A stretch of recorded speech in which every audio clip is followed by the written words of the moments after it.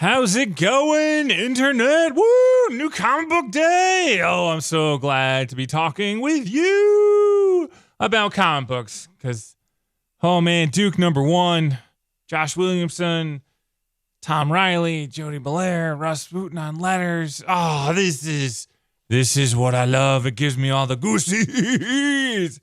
So, quick review. Go buy it. Go buy it right now.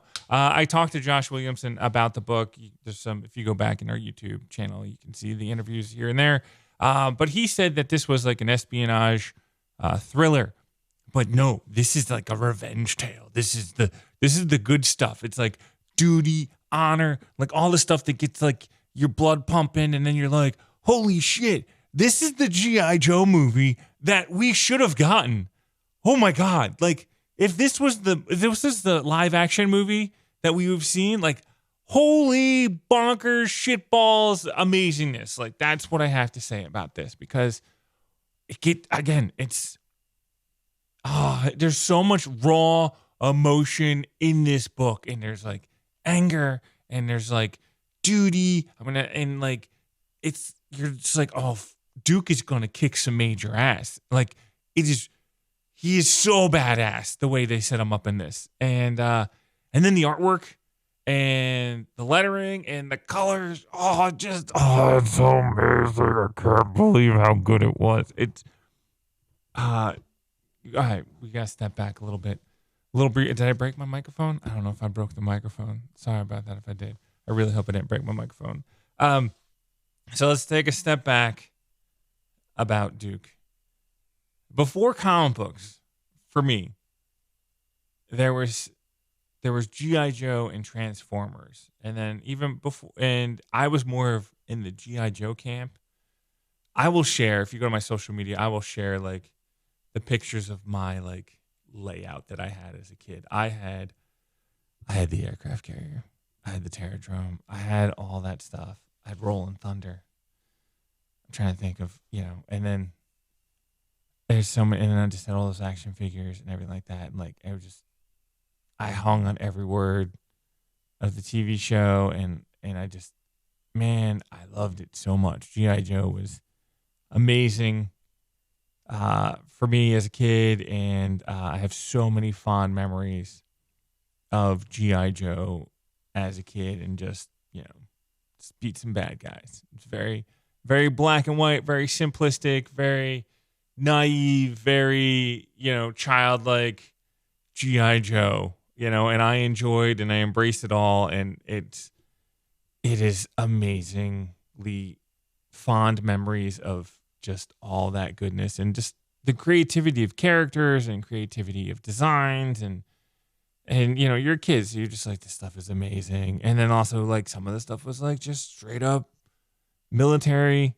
remakes. The Warthog, the Cobra Rattler. I love that thing. And, F-14, F-14. Everybody loved F-14. Sky Strike, So this book, like, again, it was just like, it gave me all the cool things that I needed as a kid. And then it like turned it up to 11 and gave me like the adult shit that got me being like pumped and like fists in the air, being like, go get him, Duke. I can't wait till you get him. And then I'm also like, I think they're putting the band together. I think they're, this is a prequel to G.I. Joe, or it's the origin of Duke, like whatever they're doing with it. They're building up to like G.I. Joe, American hero. Like, and this is like, there's so many like little fingerlings of content and call outs and shout outs, and like, like what is going to happen? Like they don't reveal anything, they don't really show you anything, but like when General Hawk's like talking about his brother being a screw up, and I was like, he's talking about Falcon. He's talking about Don Johnson, the Falcon. And I was like, whoa. And I got some major goosies there.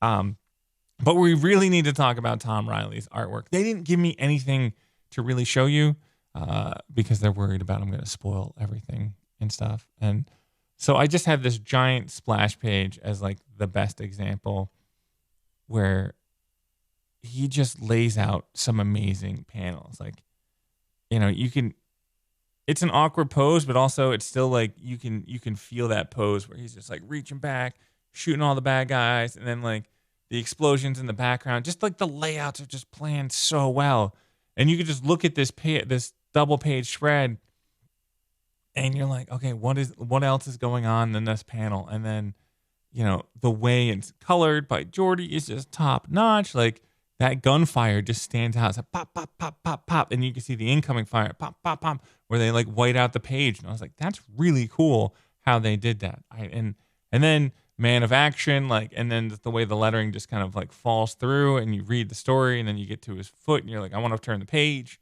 And if you go to the previous page, you can see, kind of like some action, Duke hopping over and then like ordering guys and then like helping refugees out, and then what happened to him in Transformers 2. If you haven't read Transformers 2, you gotta read that. But like, this is all connected. The world's all connected, and it's awesome. Like, it's so good. There's 4 panels, and I call them cinematic panels when they do it like this, and I love that. But look at the color palette of each one. It all stands out, but it also like balances.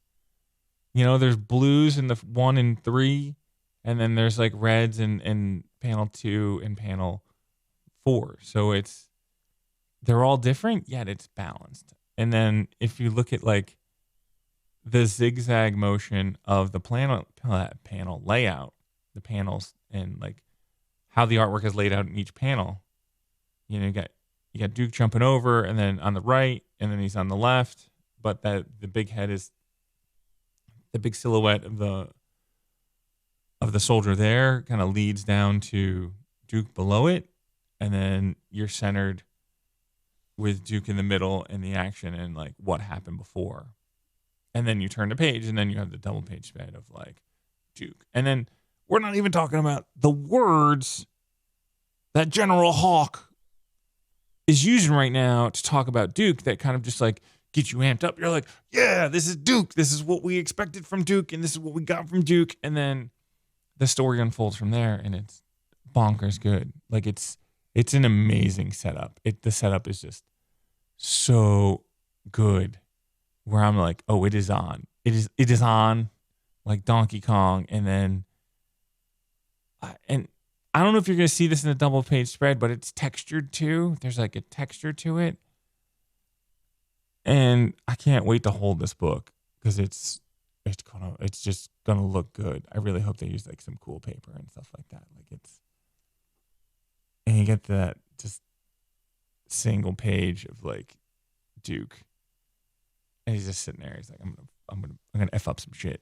Like shit's just going down. Like I'm so angry. It's so good. It is. I'm so excited for this series. And I really wasn't like, I don't know where I was on this, but I was just like, I'll read it. I'll be excited. But I was just like, I wasn't sure how excited I was. But I need to talk to like Tom or Rus, and I would love to know like who drew in the lettering, because there's a lot of pages where the lettering is part of the artwork, and it's really done well. And there's a flashback scene that's more in detail about like what happened in Transformers 2, and there's some bonkers amazing artwork, panel layout, and then like the lettering and the colors, like it just all comes together, and I'm just like, oh, like there's so many like, oh, like I get so jazzed about the artwork, and they just went with like some extremes with colors or color, how the colors work.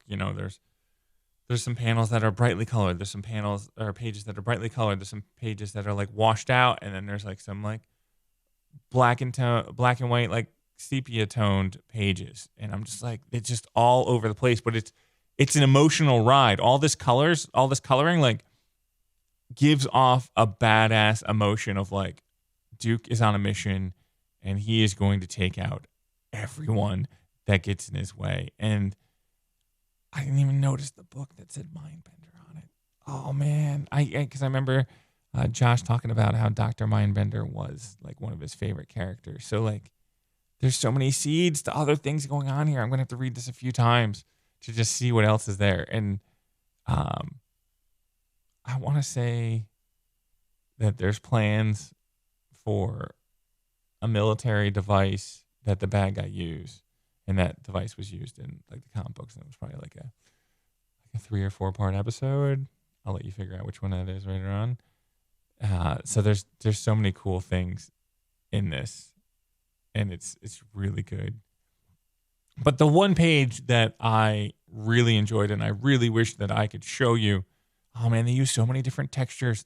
There's like one panel where it's like everything's standard panel, and then there's a flashback, and the panel is like fringed, and then it goes back to a normal panel, like, and it's a bright orange. So you have like, it's like a blue, and then it's a bright orange for the flashback with a fringe panel, and then it goes back to blue. And I'm like, it's really good. It's so, the book is so layered.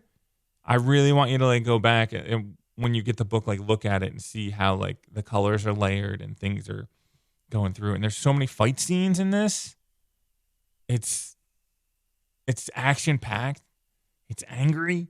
It's so bonkers, crazy.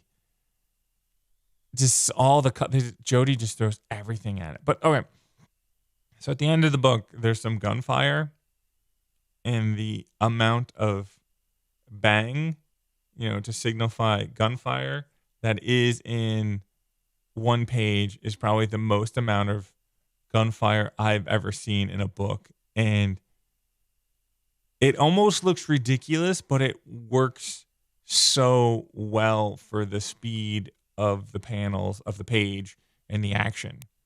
So scroll to the, is it just one page? Yes, it is one page. And it's only like, oh no, it's the bottom of one page, and then it goes off to another page. Reading books digitally is a little hard.